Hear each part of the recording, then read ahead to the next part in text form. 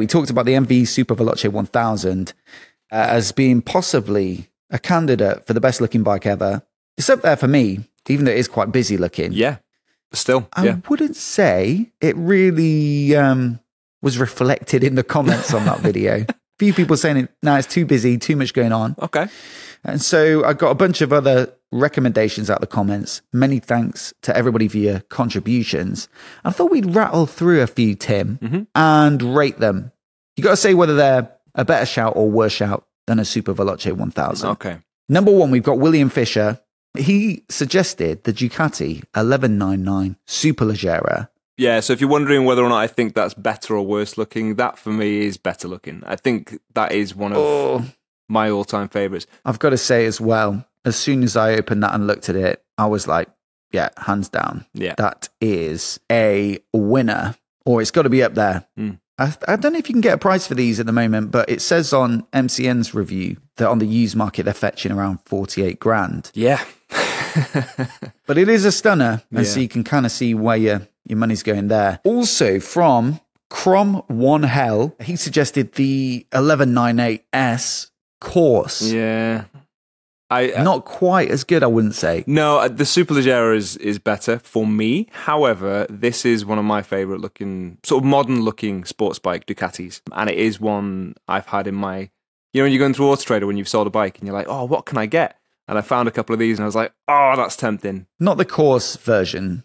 Surely that's got to be out of budget. Yeah, not so much that one. Just the 1198 in just general. The 1198. Yeah, which I think in general looks really good. And actually, I think I prefer it just in this red colour, to be honest. But, you know, either way, very pretty bike. But yeah, I'd say 1199 Superleggera edges that one for me, but still a good looking bike. Crom One Hell also suggested the Kawasaki H2 series, which I think is just, don't want to flavour your reaction to this one, Tim. That's preposterous to say.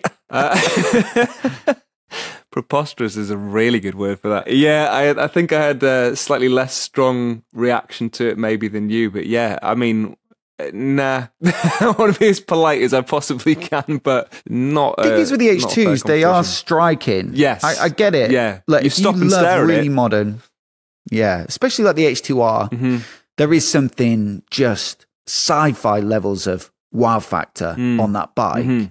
But compared to a Super Veloce, which, you know, if you're saying the Super Veloce is quite busy, I don't think Crom One Hell said that, but some people did. Yeah. Like, this is even more busy. Yeah, busy to the nth degree. It's honestly, mate.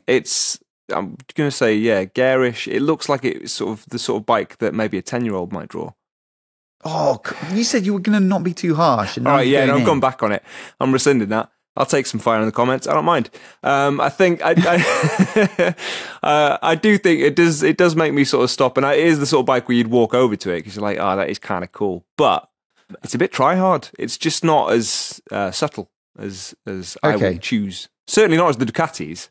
Does the Top Gun Association add anything for you in terms of not really curb appeal? Nah, it was out for a long while before that, and I already sort of formed my opinions before seeing it on Top Gun. So no.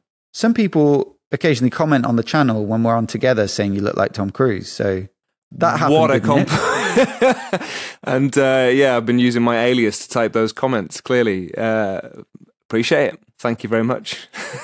Okay, let's keep going, mate. We've got a few more to get through here. So R6YY says Ducati 900 SS in black and gold, sort of 70s bike, 70s, 80s. Stunning. Thoughts? Yeah.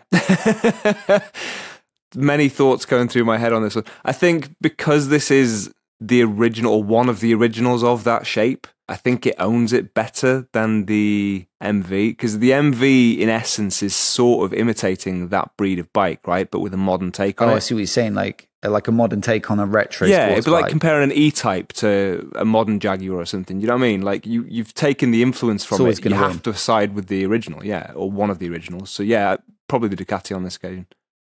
Very cool. I think I agree. R6YY also says Moto Guzzi V100 Mandello in the green sort of paint job, but also says his arrives on the 1st of March. So you can't have self-noms, because otherwise I'd be saying... Yeah, I'm nominating this bike because it's my bike. It's the... I mean, obviously... Best looking bike ever, mate. 2020 Triumph Tiger 800 XCA. Full luggage, crash bars. You're entitled to think that. I think, and maybe someone will agree with you out there. Probably the same person that thinks I look like Tom Cruise. This is, I mean, I do like an MV. I do like a Moto Guzzi, sorry. And this is, did we mention this one? I feel like I definitely mentioned this one as one of my picks as well. Because it is, you may well have done. Eye-catching, yeah. It's a nice looking bike. Apex Radius and Graham Tricker both said the original Super Veloce 800, the Serie Oro, was better looking because maybe it was a bit more simple, cleaner lines. I actually think there's possibly a case for that. Apex Radius MVF4. Do you like an MVF4? They had one parked at the factory, didn't they, in the lobby when we went to tour? Yeah, I do. It's definitely not the bike I would pick. You know, given the choice side by side, it isn't the look I would go for. But I definitely think it does look nice. It's very attractive as a bike, yeah. So the Super Veloce 1000 beats that. Still, Apex Radius also suggests the Moto Guzzi Le Mans, which is like a, classic. It looks like the recent Moto Guzzi V7 course, where they've tried to turn the V7 into a cafe racer style bike. Basically, yeah. And they've used pretty much the same paint job with the sort of flat line through it. Yeah. And it's got the red as well. But maybe this is, this set the standard maybe for that look of bike and that half-fed cafe kind of vibe. Yeah, I mean, but it is a beaut. It falls into the similar category as Black and Gold one. The 900 SS.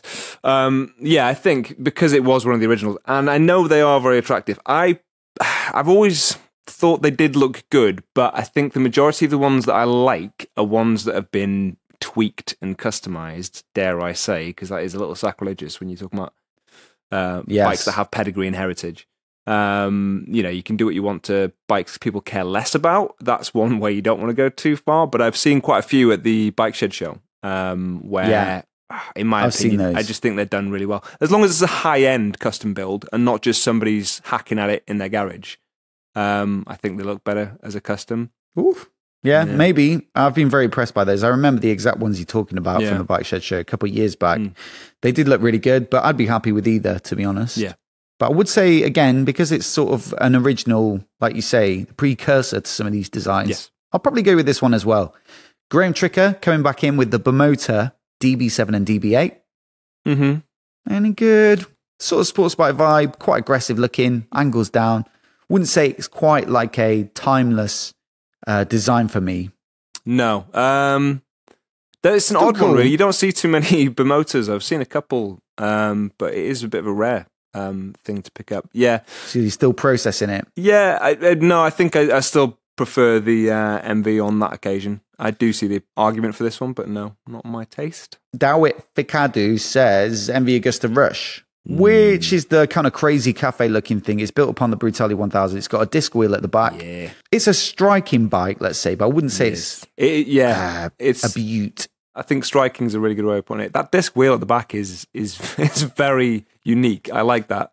However, you'd almost like to see it without it. Yeah, I think it does help it stand out. But then, that really is throwing everything you've got at a design. And it's, you know what I mean? Just pick a tone. Pick a standout feature. That is peacocking to the nth degree where you're like, just pick a lane, mate. It's a bit too much. But there is something very striking about it. It's not an ugly bike necessarily, but like I say, I think it's a bit try hard, and I would go with the Super Veloce. You summed that up perfectly. Peacocking sprang straight to mind when I saw that disc cover.